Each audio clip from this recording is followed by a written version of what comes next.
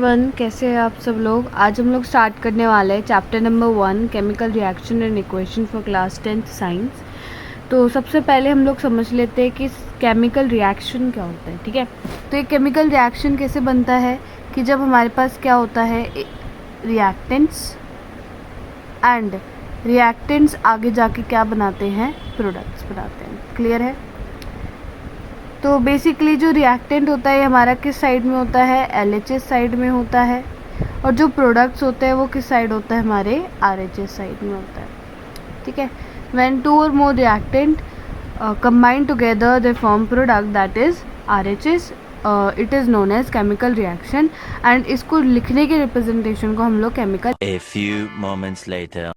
Okay, so now next हमारा है change in colour. तो चेंज इन कलर में हम देख सकते हैं एक रिएक्शन है हमारे पास जहाँ पे हमने आयरन सल्फेट लिया है and copper, my bad, iron और कॉपर सल्फेट लिया है। कॉपर सल्फेट जो है वो ब्लू कलर में है। ठीक है, तो ये जब इसमें हमने देखा तो आयरन क्या करता है, इस कॉपर की जगह ले लेता है। तो ये क्या बनता है, FeSO4 बनता है, that is of green colour. तो यहाँ से हम लोग बोल सकते हैं कि that change in colour happens. ठीक है, इसके बाद नेक्स्ट पॉइंट है इवोल्यूशन ऑफ गैस। गैस भी रिलीज होता है, टेम्परेचर में भी चेंजेस हमें देखने को मिलता है। अब हम इसके आगे पढ़ेंगे chemical. 1 hour later. Okay, so now the chemical equation. तो केमिकल इक्वेशन तो क्या होता है, chemical equation we know that कि जब हम दो केमिकल या दो मॉलिक्यूल्स को एक दूसरे के साथ कंबाइन करते हैं इट फॉर्म्स प्रोडक्ट, जो कि अभी मैंने स्टार्टिंग में आपको बताया कि दो रिएक्टेंट्स हैं, दो से ज़्यादा भी हो सकता है। जब ये कंबाइन करते हैं तो हमारा क्या बनता है, प्रोडक्ट। लेट्स सपोज यहाँ पे एक एग्जांपल दिया है मैग्नीशियम प्लस ऑक्सीजन। तो मैग्नीशियम प्लस ऑक्सीजन क्या बना रहा है, हमारा मैग्नीशियम ऑक्साइड बना रहा है। ठीक है, तो ये हमारा क्या बन गया, रिएक्टेंट टू प्रोडक्ट फॉर्मेशन हो गया। तो इसी को हम लोग क्या बोलते हैं, केमिकल इक्वेशन। अब हमें पता है, दिख रहा है कि ये काफ़ी बड़ा बड़ा हो रहा है, राइट, लिखने में काफ़ी प्रॉब्लम आ रही है हमें। तो हम क्या करते हैं, इसके क्या लेते हैं, सिम्बल्स यहाँ पे हम लोग अज्यूम करते हैं। ठीक है, तो यहाँ पे सिम्बल्स क्या है, मैग्नीशियम का सिम्बल क्या होता है हमारे पास, मैग्नीशियम का सिम्बल होता है Mg एंड ऑक्सीजन का सिम्बल क्या होता है, O2। तो Mg और O2 हमारा क्या बनाता है, MgO। ठीक है, तो आई होप आपने 9th क्लास में केमिकल फार्मूला वाला टॉपिक करा होगा। अगर नहीं करा तो नेक्स्ट वीडियो हम लोग इसी के ऊपर लेके आएंगे कि how to form chemical formulas. तो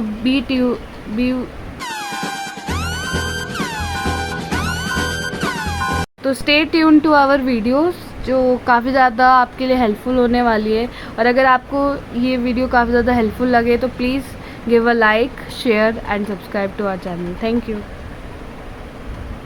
Please like and subscribe. Okay, so now next हमारा आता है बैलेंसिंग केमिकल इक्वेशंस। ठीक है, तो हम यहाँ पे केमिकल इक्वेशन ले लेते हैं, उसको हम बैलेंस करेंगे। यहाँ पे हमारे पास एक क्वेश्चन दे रखा है that is zinc plus sulphuric acid gives zinc sulphate plus hydrogen. ठीक है, तो जिंक प्लस सल्फ्यूरिक एसिड यानी H2SO4। ठीक है, तो जब H2SO4 इससे रिएक्ट होता है तो हमारा क्या बनता है, ZnSO4 प्लस में क्या रिलीज हो गया, हाइड्रोजन। ओके, तो यहाँ पे हम क्या करते हैं, इसको बैलेंस करते हैं। सबसे पहले हम LHS और RHS साइड में हम लोग क्या देख लेते हैं, एटम्स देख लेते हैं। सबसे पहले देखते हैं जिंक के कितने एटम्स है। तो आप देख सकते हो कि जिंक में यहाँ पे भी और यहाँ पे भी, यहाँ 1 है, यहाँ 1 है, तो टोटल हमारे पास कितना है, 1। ठीक है, इसके बाद हम हाइड्रोजन की काउंट कर लेते हैं, एटम्स कितने हैं। अब आप देख सकते हो यहाँ 2 है, राइट, तो 2 ही है टोटल, तो वी विल राइट 2। यहाँ पे हम RHS साइड में भी देख लेते हैं 1 एंड 2। S यानी सल्फर काउंट कर लेते हैं कितने। अब आप देख सकते हो यहाँ पे नहीं है तो वी विल काउंट इट 1। ठीक है, सल्फर यहाँ पे भी कितना है, 1 है। एंड ऑक्सीजन कितना है यहाँ पे, ऑक्सीजन, तो आप देख सकते हो ऑक्सीजन यहाँ पे कितना है, 4 है, और यहाँ पे भी कितना है, 4 है। तो दोनों LHS और RHS साइड में ऑक्सीजन 4 और 4 है। तो we can say that this chemical reaction is balance. I hope ये आपको समझ में आ गया होगा। नेक्स्ट हम नेक्स्ट रिएक्शन देखते हैं जो कि बैलेंस नहीं होगा। ओके, सो नाउ हम नेक्स्ट रिएक्शन देख लेते हैं जो कि है हमारा Fe plus H2O that gives Fe3O4 plus H2। ठीक है, तो हमें इसे करने के बहुत सारे मेथड है। एक जो सबसे मतलब मेन मेथड और बहुत इजी मेथड है, that is the hit and trial method. इसमें हम क्या करते हैं, सबसे पहले जितने भी हमारे पास एलिमेंट्स हैं वो सारे एलिमेंट्स लिखते हैं, क्योंकि LHS और RHS साइड दोनों साइड में सेम ही एलिमेंट्स होंगे, ये हमने लिख दिया। अब आप काउंट करते हैं कि आयरन में कितने, आयरन में आप देख सकते हो ओनली 1 ही है, तो 1 वी विल राइट। हाइड्रोजन में कितना है, 2 है, और ऑक्सीजन में कितना है, 1 है। क्लियर। यहाँ पे आयरन पे कितना है, 3 है, या हाइड्रोजन कितना है, 2 है, एंड ऑक्सीजन कितना है, 4 है, राइट। तो सबसे पहले इजी वर्क क्या होगा कि हमें क्या चेक करना होता है, हाइड्रोजन को छोड़ के बाकी एलिमेंट्स चेक करने होते हैं जो कि इजीली बने। अब आप देख सकते हो यहाँ पे आयरन ओनली 1 है, राइट। हाँ, तो आयरन कितना है हमारे पास, 1 है, तो इसको 3 बनाना बहुत इजी हो जाएगा, राइट। तो हम क्या करेंगे, इधर multiply by 3, we will write 3, तो यहाँ पे हम 3 पुट कर देंगे, तो ये हमारा आयरन बैलेंस हो गया। इसके बाद हमें क्या बैलेंस करना है, ऑक्सीजन बैलेंस करना है। यहाँ ऑक्सीजन कितना है, 4 है, और यहाँ पे कितना है, 1 है। आप यहाँ पे भी देख सकते हैं, यहाँ 1 ही दिख रहा है, तो हम इसको डायरेक्ट किससे मल्टीप्लाई कर दे, 4 से कर दे। तो यहाँ पे हम लोग क्या लिख देंगे, 4। एक सेकेंड, थोड़ा सा कबाड़ा हो गया, ओके या, तो हमने यहाँ पे क्या पुट कर दिया, 4 पुट कर दिया। अब जैसे ही मैंने इस पर पुट करा 4, तो ये हमारे यहाँ पे हाइड्रोजन कितना हो गया, 4 × 2 कितना बन गया, 8 बन गया। ठीक है, तो हमें यहाँ पे हाइड्रोजन को कितना बनाना है, 8 बनाना है। क्लियर है। तो 8 कैसे बनेगा, 2 में क्या मल्टीप्लाई करूँ, 8 बनेगा, तो वी विल राइट 4। तो हम यहाँ पे क्या बना देंगे, 4। तो यहाँ पे हमारा क्या होगा, इक्वेशन बैलेंस हो गया। अब हम चेक भी कर सकते हैं यहाँ पे। अब आप देखिए कि यहाँ पे आयरन कितना है, 3 है, हाइड्रोजन कितना है, 8 है, ऑक्सीजन कितना है, 4 है, आयरन कितना है, 3, ऑक्सीजन 4 एंड हाइड्रोजन 8। तो यहाँ पे हमारा इक्वेशन क्या हो गया है, बैलेंस हो गया है। आई होप आपको ये समझ में आ गया होगा। अब हम चलते हैं next topic, that is the type of reactions. Okay, type of reaction से पहले हम एक टॉपिक और इम्पॉर्टेंट समझ लेते हैं, that is a writing symbol with physical states. ठीक है, हमारे कुछ फिजिकल स्टेट्स होते हैं, उसका मीनिंग क्या होता है वो एक बार हम देख लेते हैं। देखो, एस अगर आपको कहीं दिख जाए तो इसका मतलब होगा कि वो किस फॉर्म में होगा, सॉलिड फॉर्म में होगा। जनरली एस सॉलिड क्या शो करता है, हमारे एलिमेंट शो करता है। ठीक है, जैसे कि हमारा आयरन हो गया, अगर हम आयरन को नॉर्मली खाली लिख रहे हैं तो we will write it as. ठीक है, इसके बाद हमारा क्या होता है, जी हमारा क्या शो करता है कि ये हमारा गैस के फॉर्म में है। ठीक है, जितने भी हमारे गैसेस होते हैं, जैसे ऑक्सीजन हो गया हमारे पास, वाटर भी गैस के फॉर्म में हो सकता है अगर हम स्टीम ले रहे हैं तो। ठीक है, तो गैस के फॉर्म में जो भी हो गया तो हम इसे क्या रिप्रेजेंट करते हैं, जी से रिप्रेजेंट करते हैं। ठीक है, एक हमारा फॉर्म होता है एक्वस, AQ हमारे यानी एक्वस हमारे क्या स्टेट बता रहा होता है, ये हमारा बता रहा होता है कि कोई सॉलिड वाटर या फिर कोई भी लिक्विड के अंदर डिज़ोल्व है तो उसे हम एक्वस स्टेट से डिनोट करते हैं। ठीक है, जैसे एग्जांपल के लिए अगर मैंने NaCl कहीं पे फॉर्मेशन बना दी तो ये हमारा किस फॉर्मेशन में दिखेगा, एक्वस स्टेट में दिखेगा। इसके बाद हमारा होता है L हमारा क्या शो करता है, लिक्विड स्टेट शो करता है, जो कि प्योरली अगर लिक्विड स्टेट में एग्जिस्ट करता है। क्लियर है, आई होप आपको ये समझ में आ गया होगा। तो जब भी हम उस रिएक्शंस को लिखेंगे तो उसको लिखने के फॉर्मेट में हम लोग क्या ऐड कर देंगे, फिजिकल स्टेट ऐड कर देंगे। तो जैसे कि हमने जो रिएक्शन करा ही था तो उसी का फिजिकल स्टेट में हम लोग उसको लिखते हैं। अब आप यहाँ पे देख सकते हैं कि जो आयरन है इसके साथ S यूज़ करा है, वाटर के साथ G यूज़ करा है क्योंकि यहाँ पे स्टीम हमने लिया है। ठीक है, और हमारे पास जो Fe3O4 बना है ये भी सॉलिड के फॉर्म में बना है तो S से डिनोट करा है। एंड हमारे पास जो प्योरली गैस बन के तैयार हुआ दैट इज़ हाइड्रोजन गैस, तो ये हमने किससे डिनोट करा है, G से डिनोट करा है। ठीक है, अच्छा, अब ये तो हमारा हो गया कि हमने symbol of physical state use करा। कभी कभार क्या होता है कि हम लोग यहाँ पे टेम्परेचर या फिर प्रेशर या फिर कैटलिस्ट को शो करने के लिए हम लोग क्या दिखाते हैं, हम इसको एरो के ऊपर शो करते हैं। अब आप देख सकते हो यहाँ ATM लिखा है, ये जो ATM इसका मतलब क्या होता है, ये प्रेशर की यूनिट है, प्रेशर यूनिट। ओके, और ये जो हमारे पास सनलाइट और क्लोरोफिल हमने यूज़ करा है, यहाँ पे किसकी तरह एक्ट कर रहा है, कैटलिस्ट की तरह एक्ट कर रहा है।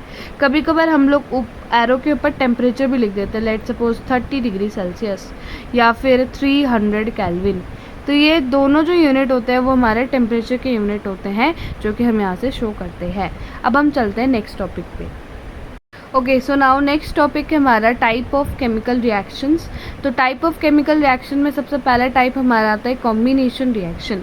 तो आपको नेम से ही पता चल रहा होगा, कंबाइन हो रहा होगा। लेट सपोज हमारे पास ए है, ए प्लस बी जब कंबाइन हो रहा है तो लेट सपोज ये हमारा क्या बन रहा है, ए बी बन रहा है। यानी कि जब 2 और more reactant react with each other it forms one product, that is combination reaction. ठीक है, तो यहाँ पे एक एग्जांपल दे रखा है। देखो एनसीईआरटी के सारे एग्जांपल्स आर वेरी इंपॉर्टेंट। वो केस स्टडीज़ में भी आ सकते हैं, किसी भी फॉर्मेट में क्वेश्चंस में भी आ जाते हैं। तो ये हमें ध्यान रखना है, सारे रिएक्शंस हमें याद होने चाहिए और सारे रिएक्शन को याद करने के ट्रिक भी होते हैं। तो पहला हम लोग एग्जाम्पल देख लेते हैं यहाँ पे कैल्शियम ऑक्साइड का। देखो कैल्शियम ऑक्साइड का एक नेम क्या होता है, क्विक लाइम भी होता है। तो जब हम इसको रिएक्ट किसके साथ करते हैं, वाटर के साथ, तो ये हमारा स्लेक लाइम बनता है और क्या रिलीज़ करता है, बहुत ज़्यादा हीट रिलीज़ करता है। अभी हमने जो 4th पॉइंट पढ़ा था कि केमिकल रिएक्शंस में क्या क्या होता है, उसमें एक हमने पढ़ा था that is change in temperature. तो ये एक एग्जाम्पल चेंज इन टेम्परेचर का भी है। ठीक है, तो कभी क्वेश्चन आता है कि आपको एक एग्जांपल देना है चेंज इन टेम्परेचर का, तो आप ये एग्जांपल भी दे सकते हो कि जहाँ पे हमने इसमें वाटर ऐड करा तो इसमें से हीट रिलीज़ हो गया। ठीक है, तो यहाँ पे हमने क्या देखा कि जब 2 और मोर हमारे पास रिएक्टेंट रिएक्ट करके क्या बनाता है, एक प्रोडक्ट बना रहा है, उसी को हम लोग क्या नाम देते हैं, कॉम्बिनेशन रिएक्शन। ठीक है, और क्योंकि यहाँ से हीट भी रिलीज़ हो रही है तो एक पॉइंट हम यहाँ पे एक चीज़ और बोलते हैं, दैट इज़ एक्सोथर्मिक। ठीक है, तो एक्सोथर्मिक का मतलब क्या होता है, दैट रिलीज ऑफ हीट। किसी भी रिएक्शन में से अगर हीट का रिलीज हो जाता है that is exothermic reaction. Okay, so now next हमारा जो ये डू यू नो है, इट्स वेरी इंपॉर्टेंट, क्योंकि ये क्वेश्चन आता भी है कि अगर हमने कहते हैं कि वाइट वॉशिंग करना होता है वॉल्स को तो हम क्या यूज़ करते हैं। तो देखो कैल्शियम हाइड्रोक्साइड होता है, जब इसमें वाइट वॉशिंग करते हैं तो कार्बन डाइऑक्साइड गैस जारी होती है, तो ये हमारा क्या बन के तैयार हो जाता है, कैल्शियम कार्बोनेट। एक ट्रिक और भी है कि अगर आपको CO3 कहीं दिख जाए तो 100% होगा कि वहाँ CO2 रिलीज़ होगा एंड वाइस वर्सा। अगर आपको CO2 दिख जाए तो CO3 बनेगा ही बनेगा। ठीक है, इसके बाद हमारे पास और भी टॉपिक्स आज और भी एग्जांपल्स हैं, वो एग्जांपल्स आप आराम से पढ़ सकते हैं। एक्सोथर्मिक आई गेस आपको समझ में आ गया होगा, क्या होता है कि जिसमें से बहुत ज़्यादा एनर्जी निकले। एक जो प्रोसेस है हमारा that is the process of respiration. ठीक है, तो रेस्पिरेशन में क्या होता है कि आप ग्लूकोज यानी कि जो फूड हम कंटेन कर रहे हैं, है ना, कार्ब्स हम लोग खा रहे हैं, राइस, पोटैटो, ब्रेड, ठीक है, सारे कार्बोहाइड्रेट्स होते हैं। अब इसमें अगर O2 गैस, क्योंकि हम ऑक्सीजन भी साथ में ले रहे होते हैं, O2 गैस ले रहे हैं, तो हमारा क्या बन के फॉर्म हो रहा है, CO2 H2O, और क्या रिलीज़ होती है हमारी बॉडी में, एनर्जी रिलीज़ होती है। तो it is also a part of exothermic, it's very important.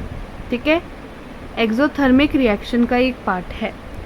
Okay, चलो अब हम नेक्स्ट टॉपिक पे आते हैं, that is very important topic, और कह सकते हैं कि बोर्ड में से यहाँ से एक ना एक क्वेश्चन आता ही है, दैट इज़ डिकम्पोजिशन रिएक्शन। तो डिकम्पोजिशन के हमारे 3 रिएक्शन हैं जो कि तीनों के तीनों बहुत बार पूछे जाते हैं, तो इनको अच्छे से पढ़ना है। एक बार तो यही क्वेश्चन आ गया था, इसी का ही आ गया था कि बताओ इसमें क्या हो रहा है। ठीक है, तो ये हमारा रिएक्शन है, यहाँ पे आप देख सकते हो। तो एक बार इसको अच्छे से समझते हैं। तो ये हमारे पास FeSO4 है। FeSO4 का कलर क्या होता है, ग्रीन कलर होता है। क्वेश्चन यही बन के आता है, you have a compound which is of green colour. ठीक है, तो जब हम इसको हीट करते हैं तो इसमें से 2 गैसेस निकलती हैं जिनका स्मेल काफ़ी पंजेंट होता है, यानी गंदा स्मेल होता है। ठीक है, तो जब ये पंजेंट स्मेल निकालती है तो इसमें से एक कंपाउंड और बनता है जो कि रेड कलर का होता है, जिसको हम बोलेंगे फेरिक ऑक्साइड। और पंजेंट स्मेल वाली कौन सी गैसेस है, SO2 और SO3, जिसको हम sulphur dioxide and sulphur trioxide बोलते हैं। ठीक है, क्लियर है, आई गेस आपको ये समझ में आ गया होगा। चलो अब हम नेक्स्ट रिएक्शन पे चलते हैं, that is the calcium carbonate, जिसको हम लाइमस्टोन बोलते हैं। ठीक है, तो देखो जो कैल्शियम कार्बोनेट होता है, अभी मैंने आपको बताया था कि अगर CO3 दिख रहा है तो CO2 निकलेगा ही निकलेगा 100%, तो ये निकला। ठीक है। तो जब हम लाइमस्टोन को हीट करवाते हैं तो यहाँ से क्या निकलता है, क्विक लाइम एंड CO2। जो ये लिखा है ना कंटेंट, यही आपका केस स्टडी बन के आता है, यही आपके जो 3-2 मार्क्स के कंसेप्ट बेस्ड क्वेश्चन आता है। देखो क्या लिखा है, decomposition of calcium carbonate to calcium oxide and carbon dioxide on heating is a important decomposition reaction use in various industry. Calcium oxide is called lime. तो कैल्शियम ऑक्साइड को हम क्या बोलते हैं, लाइम बोलते हैं, क्विक लाइम बोलते हैं। और इसका बहुत सारा यूजेस है, या फिर इसका इस्तेमाल हम कहाँ करते हैं, in the formation of cement.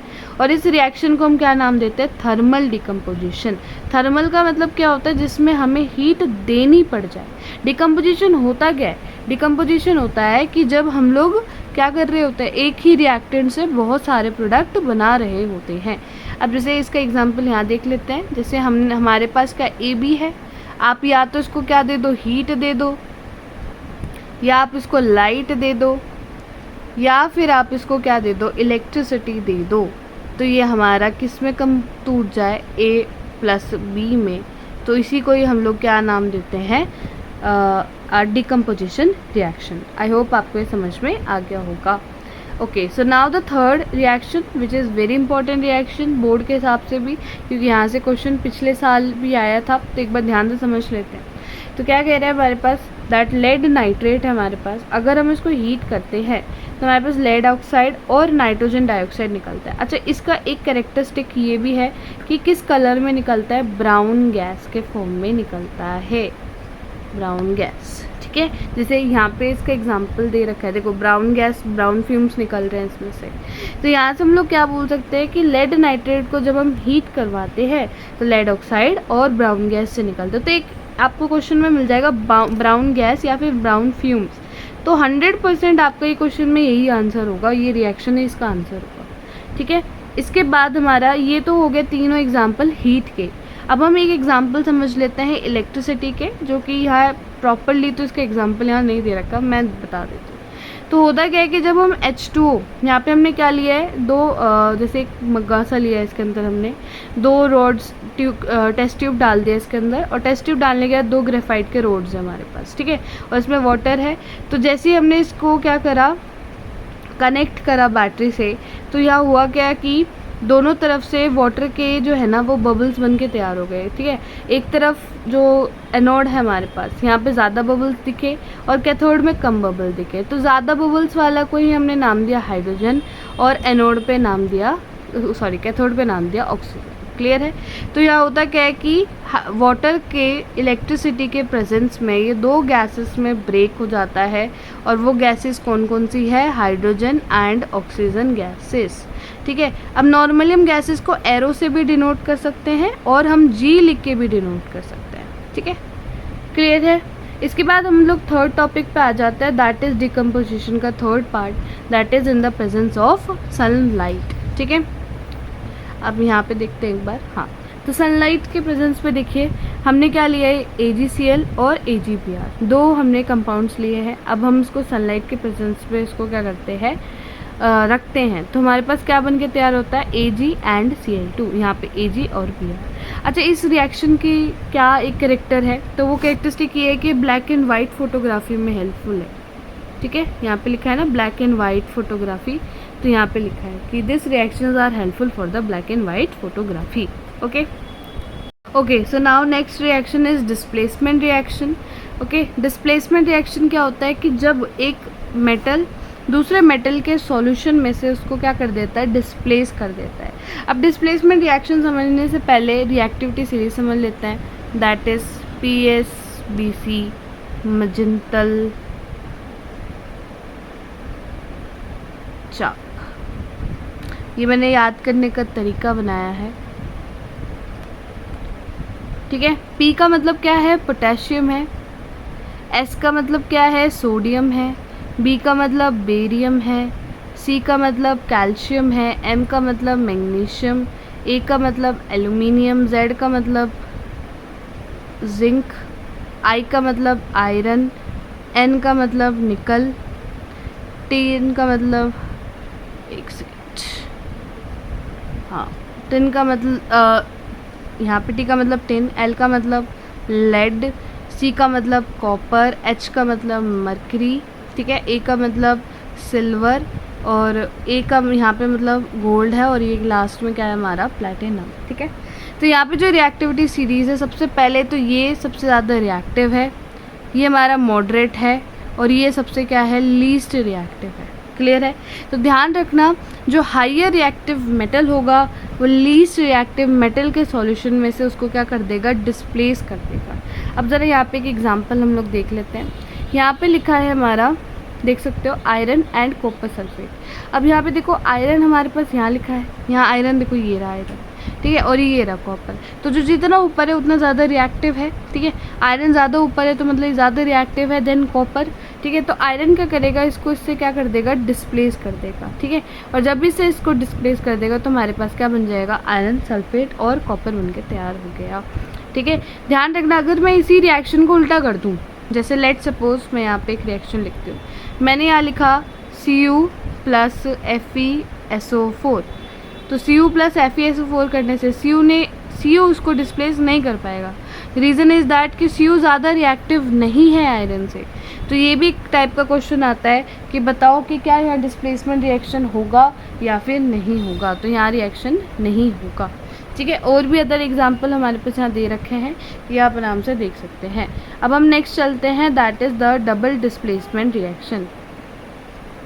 Okay, so double displacement reaction क्या होता है, ये एक टाइप का रिएक्शन है जिसमें हम लोग दो एक्वस सॉल्यूशंस लेते हैं और वो एक्वस सॉल्यूशन से क्या बनता है, एक प्रेसिपिटेट या सॉलिड फॉर्म होता है और दूसरा हमारा एक्वस फॉर्मेशन होता है, यानी यहाँ पे प्रेसिपिटेशन का फॉर्मेशन होता है। अच्छा, प्रेसिपिटेट होता क्या है, precipitate is basically insoluble solid, precipitate. Okay, तो प्रेसिपिटेट क्या हो रहा है, प्रेसिपिटेट का मतलब होता है इनसॉल्युबल सॉलिड, यानी ऐसा सॉलिड जो घुलता नहीं है,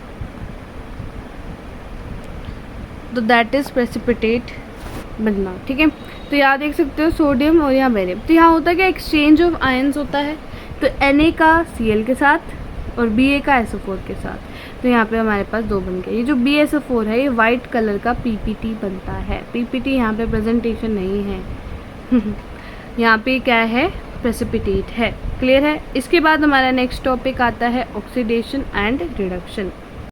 ओके, सो नेक्स्ट टॉपिक है हमारा ऑक्सीडेशन एंड रिडक्शन।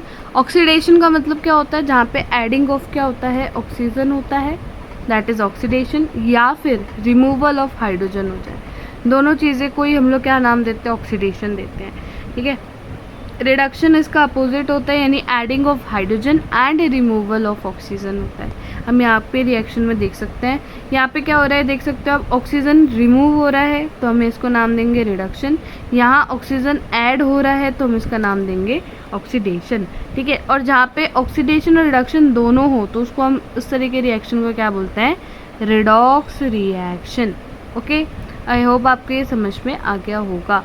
नेक्स्ट हमारा last to topics, that is corrosion and rancidity. तो कोरोजन क्या होता है, कोरोजन का मतलब होता है कि जब हमारा मेटल का सरफेस क्या होने लग जाए, कोरोड होने लग जाए। यहाँ लिखा है ना, when a metal is attack by the substance, ठीक है, this process known as corrosion. The black coating on silver and the green coating on copper are the examples of corrosion. एक तो आपने सुना होगा आयरन का, ठीक है, तो आयरन पे कोरोजन कैसे होता है, आयरन प्लस ऑक्सीजन प्लस में वाटर, तो ये हमारा क्या बनाता है, ये बनाता है Fe2O3.XH2O and this is the formation of rust. Clear है, इसके बाद लास्ट टॉपिक हमारा क्या आता है, दैट इज़ रेंसिडिटी।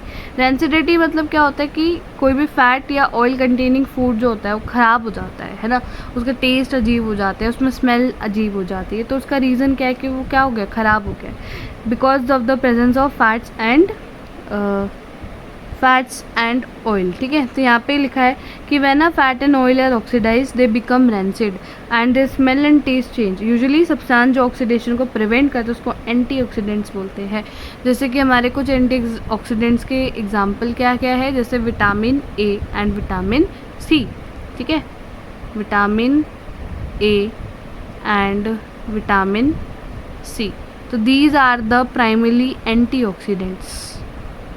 जो हमारे खाने को बचा के रखते हैं। और क्या तरीका होता है, जैसे हमने देखा होगा हमारी मम्मियाँ क्या करती है, सामान को एयर टाइट कंटेनर के अंदर रखती हैं, ठीक है। और एक क्वेश्चन आता है कि जो चिप्स होता है उसके अंदर नाइट्रोजन गैस क्यों फिल होता है। The reason behind the nitrogen gas is, nitrogen जो गैस होता है ये पूरी तरीके से स्टेबल होता है, तो ये हमारे जो फूड है, जो उसके अंदर कंटेंट है, उससे ख़राब नहीं, क्योंकि ऑक्सीजन से तो बन नहीं सकते, ऑक्सीजन ही डेंसिटी कर रहा है, ठीक है। तो ये रीज़न होता है कि हम उसके अंदर क्या डालते हैं, नाइट्रोजन गैस डालते हैं। आई होप आपको ये पूरा चैप्टर कॉन्सेप्ट वाइज समझ में आया होगा। अगर आपको कोई किसी भी टॉपिक में डाउट है तो प्लीज़ नीचे कमेंट करिए, मैं आपको उसके अंदर पक्का उसका आंसर बता दूंगी। और नेक्स्ट जो हमारी क्लास रहेगी उसके अंदर हम लोग क्या करेंगे, केमिकल फार्मूला कैसे बनाते हैं वो देखेंगे, ठीक है। तब तक के लिए अच्छे से पढ़ते रहिए। All the very best, bye.